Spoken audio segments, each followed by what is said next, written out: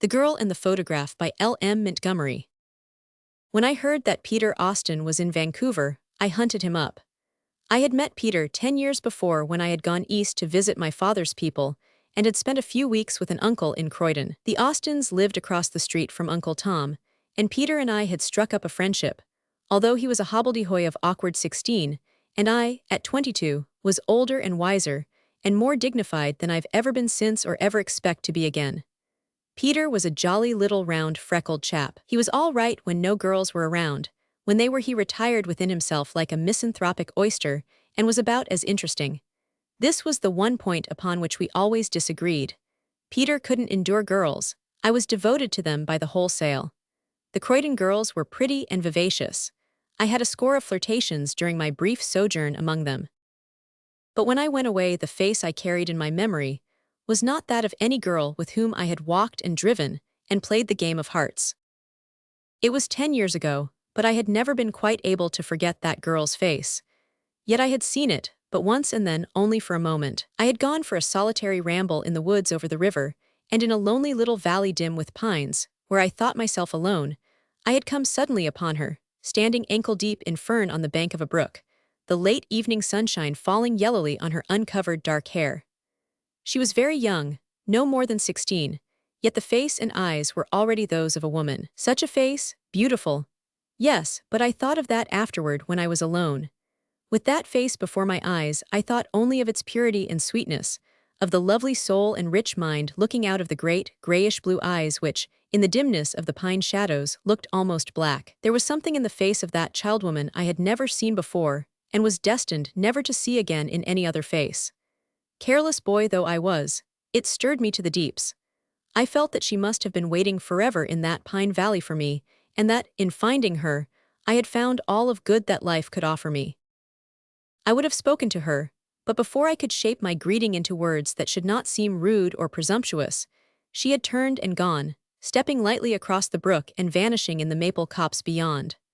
For no more than 10 seconds had I gazed into her face, and the soul of her, the real woman behind the fair outwardness, had looked back into my eyes, but I had never been able to forget it. When I returned home, I questioned my cousins diplomatically as to who she might be. I felt strangely reluctant to do so. It seemed in some way sacrilege, yet only by so doing could I hope to discover her. They could tell me nothing, nor did I meet her again during the remainder of my stay in Croydon, although I never went anywhere without looking for her, and haunted the Pine Valley daily, in the hope of seeing her again. My disappointment was so bitter that I laughed at myself. I thought I was a fool to feel thus about a girl I had met for a moment in a chance ramble, a mere child at that, with her hair still hanging in its long, glossy schoolgirl braid. But when I remembered her eyes, my wisdom forgave me. Well, that was 10 years ago. In those 10 years the memory had, I must confess, grown dimmer. In our busy Western life, a man had not much time for sentimental recollections, yet I had never been able to care for another woman. I wanted to marry and settle down. I had come to the time of life when a man wearies of drifting and begins to hanker for a calm anchorage in some snug haven of his own. But somehow, I shirked the matter. It seemed rather easier to let things slide. At this stage Peter came west. He was something in a bank, and was as round and jolly as ever, but he had evidently changed his attitude towards girls, for his rooms were full of their photos. They were stuck around everywhere and they were all pretty. Either Peter had excellent taste, or the Croydon photographers knew how to flatter, but there was one on the mantel which attracted my attention especially. If the photo were to be trusted, the girl was quite the prettiest I had ever seen. "Peter, what pretty girl's picture is this on your mantel?" I called out to Peter, who was in his bedroom, donning evening dress for some function. "That's my cousin, Marian Lindsay," he answered. "She is rather nice-looking, isn't she? Lives in Croydon now, used to live up the river at Chislehurst. Didn't you ever chance across her when you were in Croydon?" "No," I said. "If I had I wouldn't have forgotten her face." "Well, she'd be only a kid then, of course. She's 26 now. Marian is a mighty nice girl, but she's bound to be an old maid. She's got notions, ideals, she calls 'em. All the Croydon fellows have been in love with her at one time or another, but they might as well have made up to a statue. Marian really hasn't a spark of feeling or sentiment in her. Her looks are the best part of her, although she's confoundedly clever." Peter spoke rather squiffily. I suspected that he had been one of the smitten swains himself. I looked at the photo for a few minutes longer, admiring it more every minute, and when I heard Peter coming out, I did an unjustifiable thing. I took that photo and put it in my pocket. I expected Peter would make a fuss when he missed it, but that very night the house in which he lived was burned to the ground. Peter escaped with the most important of his goods and chattels, but all the counterfeit presentments of his dear divinities went up in smoke. If he ever thought particularly of Marian Lindsay's photograph, he must have supposed that it shared the fate of the others. As for me, I propped my ill-gotten treasure up on my mantle and worshipped it for a fortnight. At the end of that time, I went boldly to Peter and told him I wanted him to introduce me by letter to his dear cousin, and ask her to agree to a friendly correspondence with me. Oddly enough, I did not do this without some reluctance, in spite of the fact that I was as much in love with Marian Lindsay as it was possible to be through the medium of a picture. I thought of the girl I had seen in the pine wood and felt an inward shrinking from a step that might divide me from her forever, but I rated myself for this nonsense. It was in the highest degree unlikely that I should ever meet the girl of the pines again. If she were still living, she was probably some other man's wife. I would think no more about it. Peter whistled when he heard what I had to say. "Of course I'll do it, old man," he said obligingly. "But I warn you, I don't think it will be much use. Marian isn't the sort of girl to open up a correspondence in such a fashion. However, I'll do the best I can for you. Do tell her I'm a respectable fellow with no violent bad habits and all that. I'm in earnest, Peter. I want to make that girl's acquaintance, and this seems the only way at present. I can't get off just now for a trip east. Explain all this, and use your cousinly influence in my behalf if you possess any." Peter grinned. "It's not the most graceful job in the world you are putting on me, Curtis," he said. "I don't mind owning up now that I was pretty far gone on Marian myself 2 years ago. It's all over now, but it was bad while it lasted. Perhaps Marian will consider your request more favorably if I put it in the light of a favor to myself. She must feel that she owes me something for wrecking my life." Peter grinned again and looked at the one photo he had contrived to rescue from the fire. It was a pretty, snub-nosed little girl. She would never have consoled me for the loss of Marian Lindsay, but every man to his taste. In due time, Peter sought me out to give me his cousin's answer. "Congratulations, Curtis, you've out-Caesared Caesar. You've conquered without even going and seeing. Marian agrees to a friendly correspondence with you. I am amazed, I admit, even though I did paint you up as a sort of Sir Galahad and Lancelot combined. I'm not used to seeing proud Marian do stunts like that, and it rather takes my breath." I wrote to Marian Lindsay after one farewell dream of the girl under the pines. When Marian's letters began to come regularly, I forgot the other one altogether. Such letters, such witty, sparkling, clever, womanly, delightful letters. They completed the conquest her picture had begun. Before we had corresponded 6 months, I was besottedly in love with this woman whom I had never seen. Finally, I wrote and told her so, and I asked her to be my wife. A fortnight later her answer came.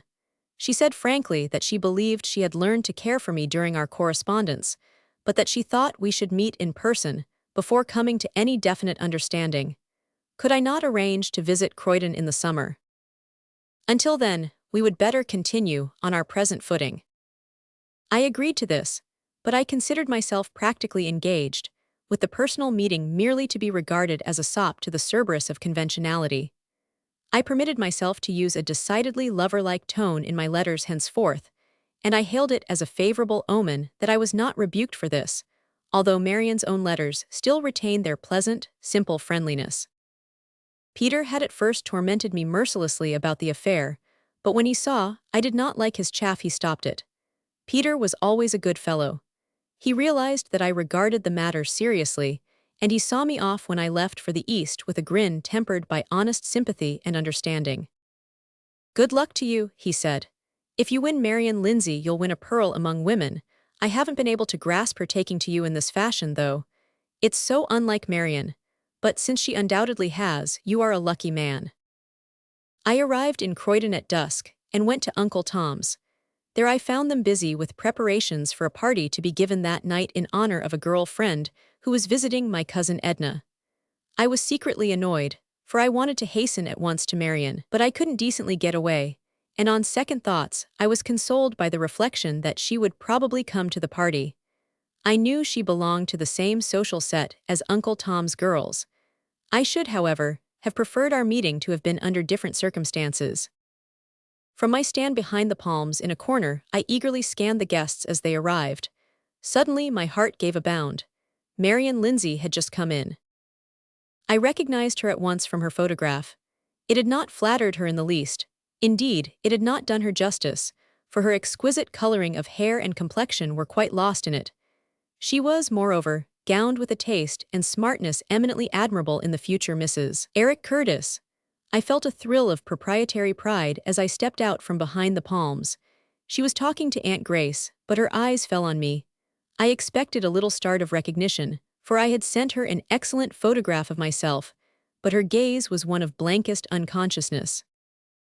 I felt something like disappointment at her non-recognition, but I consoled myself by the reflection that people often fail to recognize other people whom they have seen only in photographs, no matter how good the likeness may be.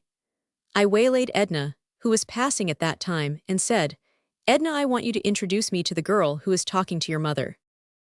Edna laughed. "So you have succumbed at first sight to our Croydon beauty? Of course I'll introduce you, but I warn you beforehand that she is the most incorrigible flirt in Croydon or out of it. So take care." It jarred on me to hear Marion called a flirt.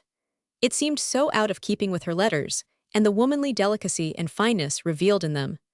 But I reflected that women sometimes find it hard to forgive another woman who absorbs more than her share of lovers, and generally take their revenge by dubbing her a flirt, whether she deserves the name or not. We had crossed the room during this reflection. Marion turned and stood before us, smiling at Edna, but evincing no recognition whatever of myself. It is a piquant experience to find yourself awaiting an introduction to a girl to whom you are virtually engaged. "Dorothy dear," said Edna, "this is my cousin Mr. Curtis from Vancouver. Eric, this is Miss Armstrong." I suppose I bowed.